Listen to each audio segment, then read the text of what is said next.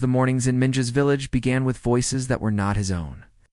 At 5 a.m., the loudspeakers cracked to life, blasting patriotic songs and speeches from the dear leader. The noise filled every home, every corner of the cracked streets, forcing people awake whether they wished it or not. For Minjay, it wasn't the sound that made his stomach knot. It was the silence that followed. Silence meant hunger. Silence meant there was no food cooking in the neighbors' pots. No laughter of children playing, only the rasp of empty bellies. At 24, Minjay had lived his whole life in this shadow. His father had vanished years ago, taken by the authorities after being accused of hoarding grain. No one ever spoke his name again, not even his mother, for fear the walls themselves might be listening. All that remained of him were vague memories, calloused hands that smelled of soil, and stories told under a candle's flicker before his arrest. Now Minjay bore the burden of the family. His mother, who aged faster than time allowed, and his younger sister, Sohi, whose thin frame seemed to shrink more with each passing month. The girl coughed constantly, her lips pale, her eyes too large for her face. Minjay would slip her his portion of maize porridge, pretending he wasn't hungry, though his ribs pressed hard against his skin. The Korean soldiers patrolled daily. They came not to protect, but to remind the villagers of who owned them. Boots crunched over frost-hardened earth as they walked through the streets, their rifles gleaming though their eyes were dull with power. They would sometimes drag men from their homes for questioning, sometimes women too. The village always pretended not to watch, but every soul listened to the screams. Minjay spent his days bent over in the fields, working state land that yielded nothing but debt. His body ached, yet he labored because labor meant survival. At night, when he returned home, the family sat in silence. They had no energy for words. His mother stitched torn clothes by candlelight. So he lay curled on the floor, and Minjay stared at the cracks in their wall, wondering if freedom existed beyond them. He had heard whispers, dangerous whispers of people who crossed the river, markets in China filled with rice, bread, and sugar. He had never seen such things. To him, they were as mythical as stars. But even whispers could kill. In North Korea, dreams were crimes, and freedom was treason. Still, as he lay in bed that night, the cold seeping into his bones, a thought took root in his mind. If he could not go across the river, if he could not climb the fence lined with barbed wire and rifles, then maybe he could go beneath it. The soil was hard, but soil was silent. And silence, in this land of forced voices, was the only weapon he had left. The idea haunted Minjay through the next day like a secret too heavy to swallow. While his body bent and strained in the frozen fields, his mind dug into the soil beneath him. Each strike of the hoe, each clump of dirt turned over, was not just labor, it was practice. He imagined the earth giving way, imagined a tunnel leading somewhere beyond the barbed wires, beyond the Korean soldiers' boots, beyond the endless hunger. At night he kept his silence. The walls were thin, and silence was safety. But his eyes would drift toward his sister, so he, whose coughing fits, shook her tiny frame. She was wasting away faster than he could protect her. The state rations had dwindled to almost nothing. A few kernels of corn boiled into gray water. He had once seen Sohi licking the inside of a cooking pot long after the food was gone. That sight branded itself into his heart, sharper than any soldier's rifle. It was for her that the idea grew roots. Freedom wasn't just for himself. It was for her soul, her chance to live like a child, not a shadow. But he could not speak of it openly, not to his mother, who feared everything, not even to Sohi, who might let slip a word in her fevered weakness. The regime thrived on betrayal, turning neighbor against neighbor, friend against friend. A careless whisper could mean prison camps, or worse. So Minjay tested his plan in silence. At night, when the village fell into its forced darkness, he slipped from the house. He carried a rusted shovel he had found discarded near the fields. With each step, his ears strained for the crunch of boots, for the bark of dogs. But the Korean soldiers rarely patrolled the outskirts at that hour, too drunk on their rice wine to bother. Behind a cluster of dead trees, where the ground dipped and shadows were thick, Minjay began. The earth was frozen and stubborn, biting at the shovel. His hands blistered and bled, but he dug. Slowly, carefully. Each handful of dirt was carried away in a sack and spread thin, across the fields, hidden in plain sight. As the nights passed, the hold deepened. The work was grueling, but in those moments, Min-jae felt a rare sense of power. The regime could watch his every move in daylight, but down here, beneath the earth, he belonged only to himself. The soil muffled his breathing, absorbed his sweat, and whispered promises of freedom. Yet even in this fragile hope, fear lingered. He knew if the Korean soldiers ever discovered what he was doing, they would not simply punish him. It would make an example of him for the whole village to see. And so he dug not only with determination, but with the gnawing terror that every scrape of the shovel might be his last. Min-jae's tunnel grew, inch by inch, night by night. To anyone watching him in the fields during the day, he was just another starved boy bending under the regime's orders. But in the darkness, he became something else, someone daring enough to imagine freedom. Still, secrecy weighed on him like an iron chain. He could not risk being seen sneaking out every night.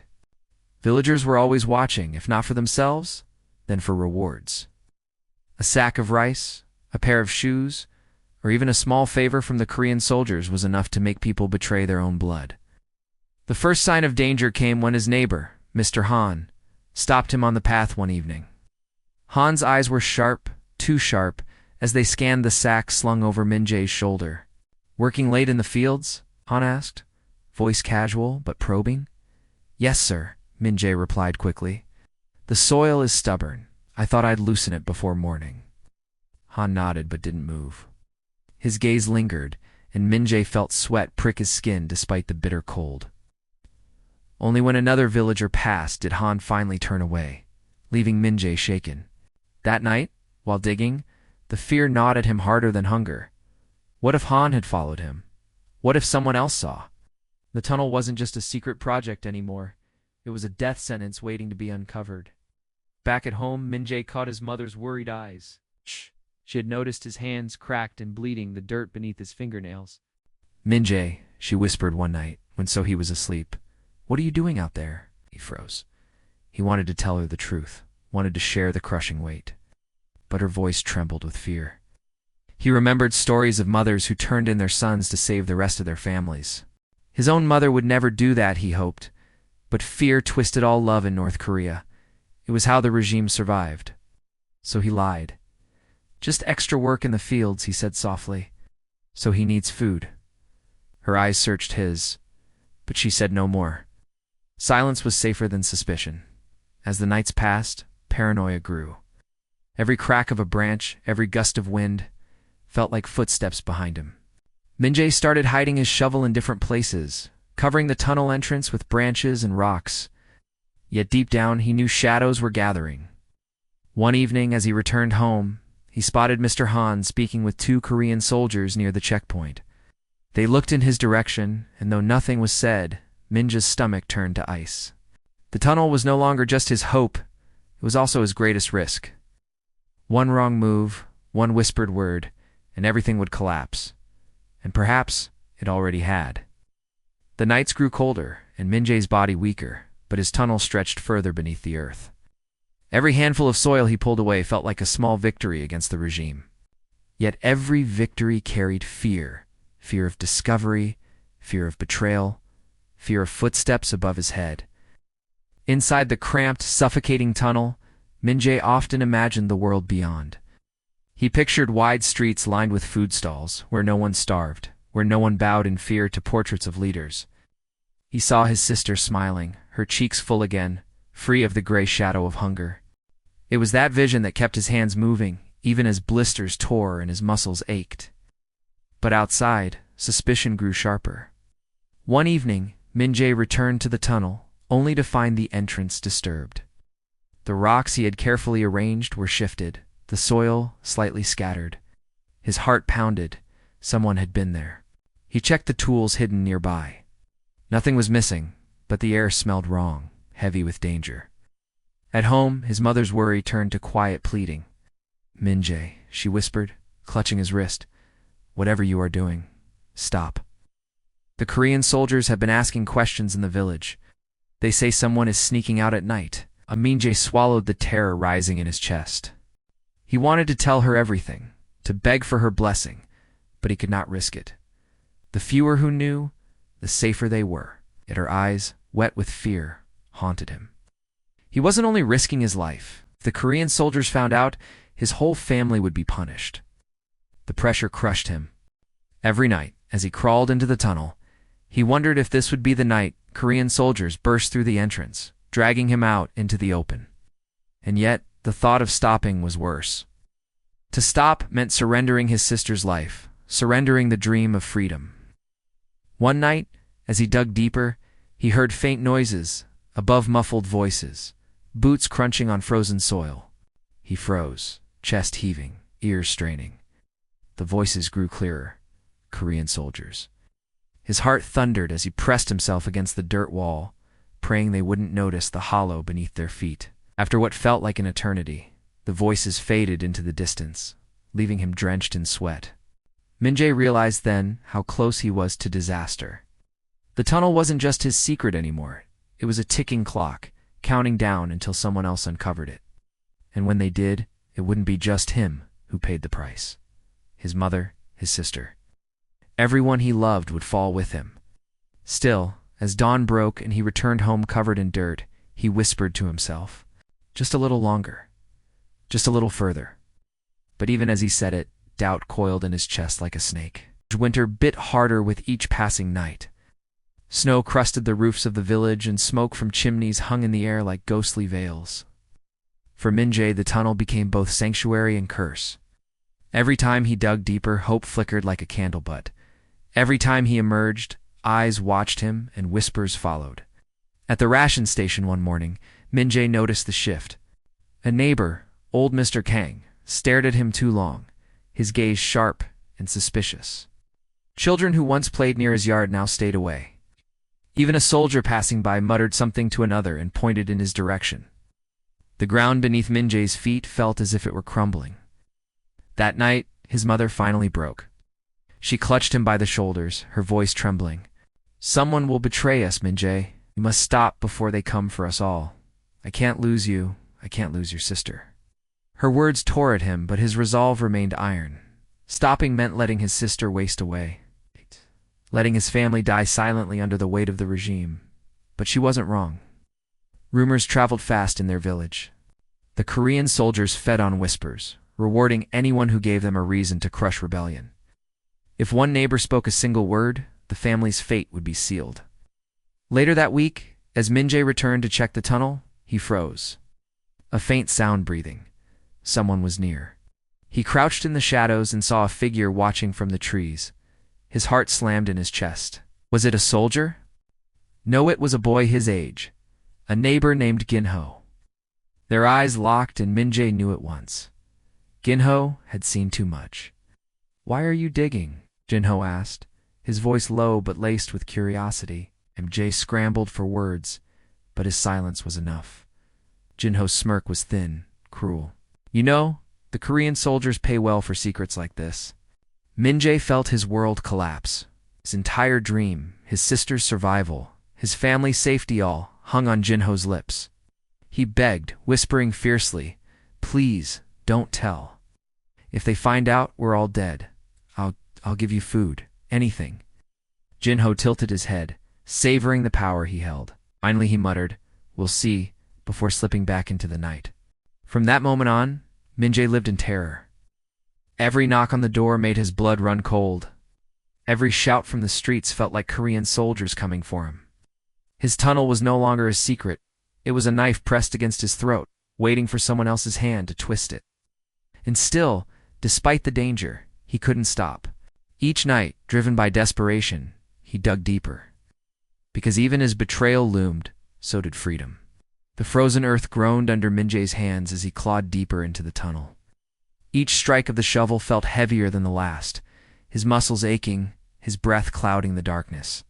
The air was damp, suffocating, but every inch forward brought him closer to the dream that refused to defeat him. Yet the silence above the ground haunted him more than the darkness below. Ginho had not spoken since that night.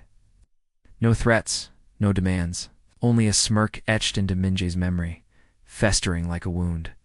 Every time he dug, he imagined boots pounding on the floor above, Korean soldiers storming in, dragging him out.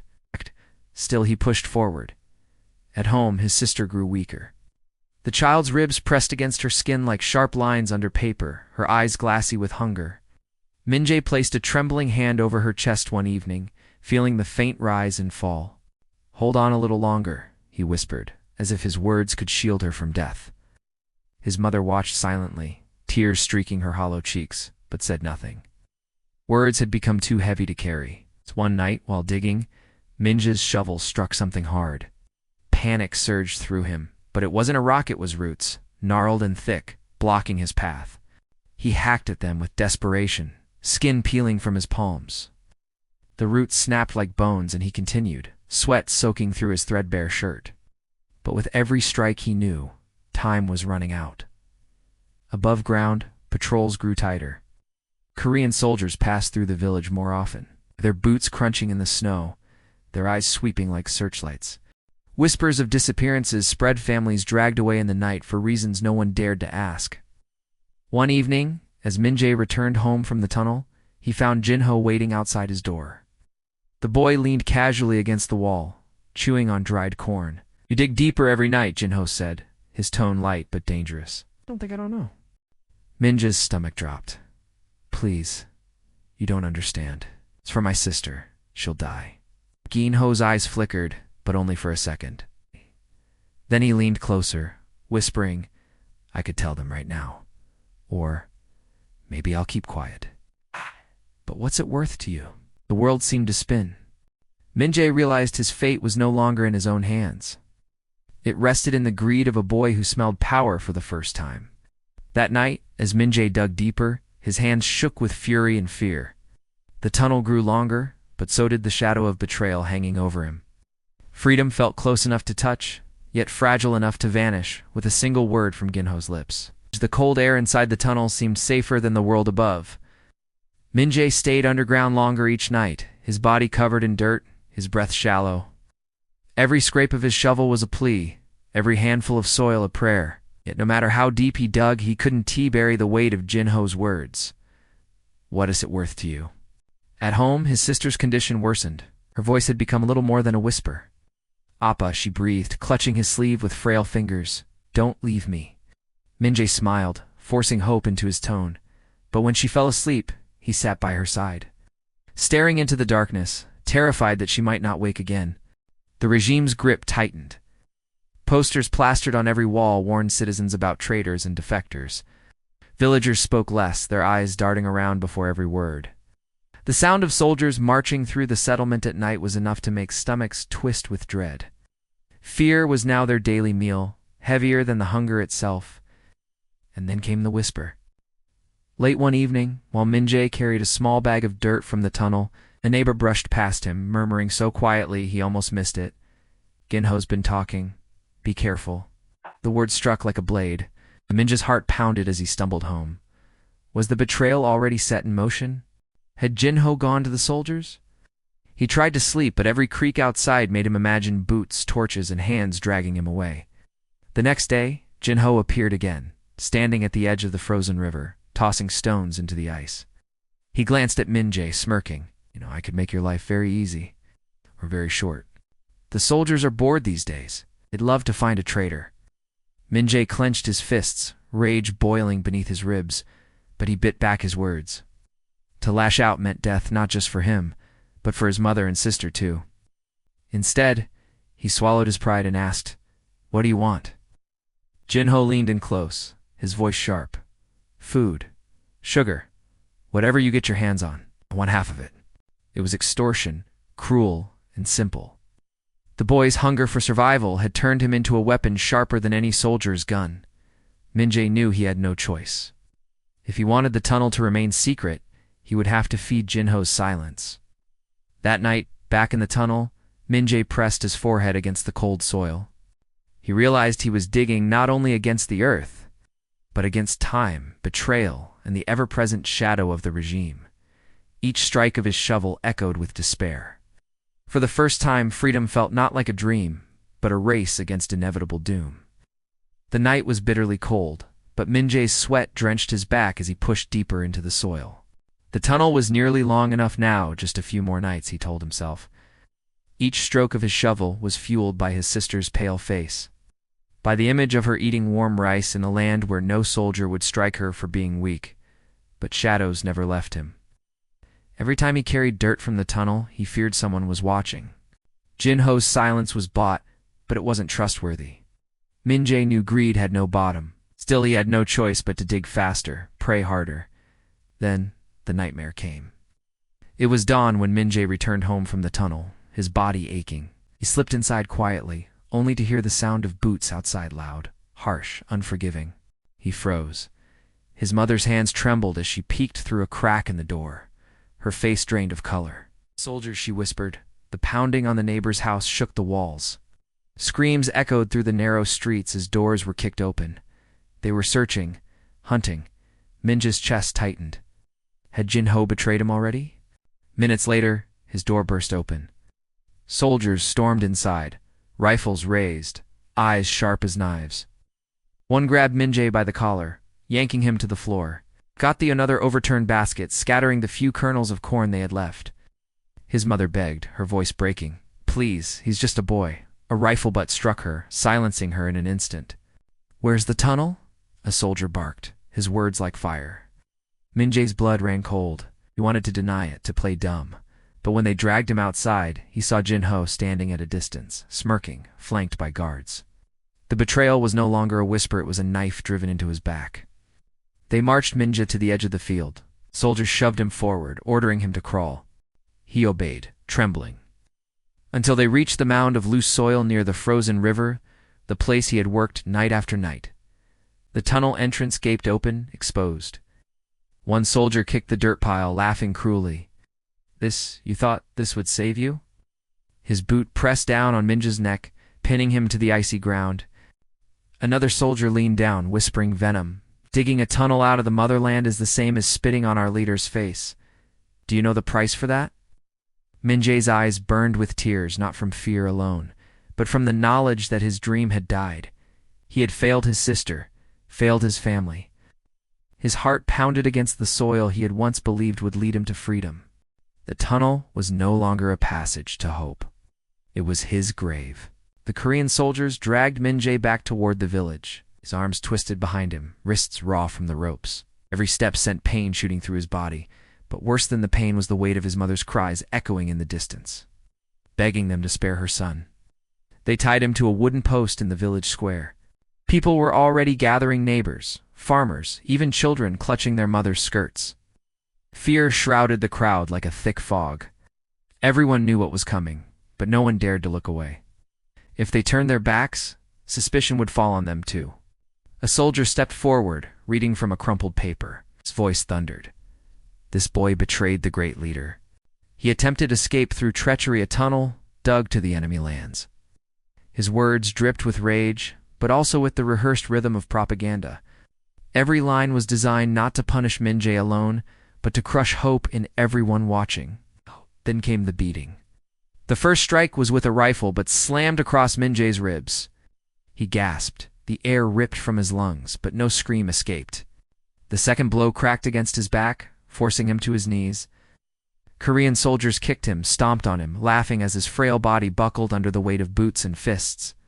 The crowd flinched with every blow, but no one moved. Even Min-jae's closest friends lowered their eyes.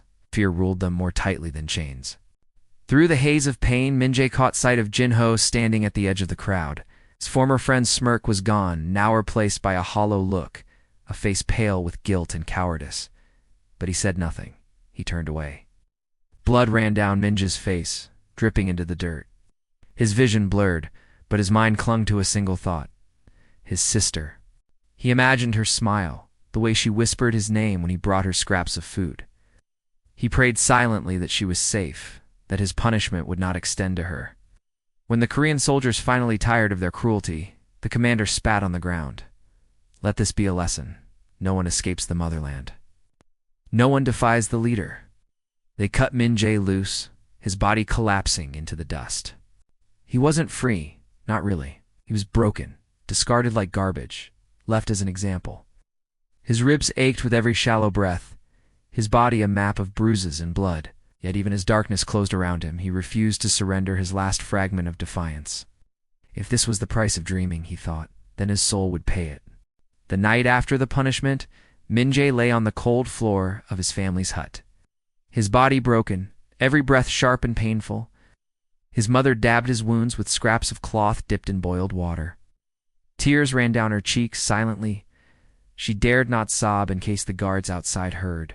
His sister, barely more than a child, sat beside him, clutching his hand, whispering his name over and over, as though her voice could tether him to life. Ow.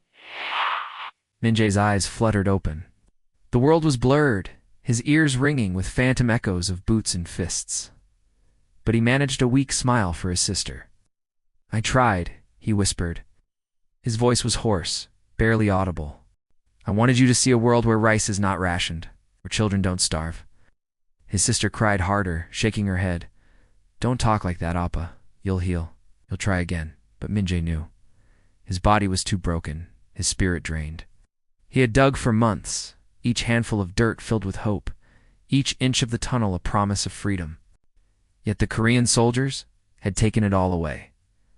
Before he could even touch the other side, outside, the Korean soldiers still patrolled, making sure no one dared visit him. The village whispered of him as a fool, a traitor, a warning. Yet secretly, in hushed voices, some spoke of his courage.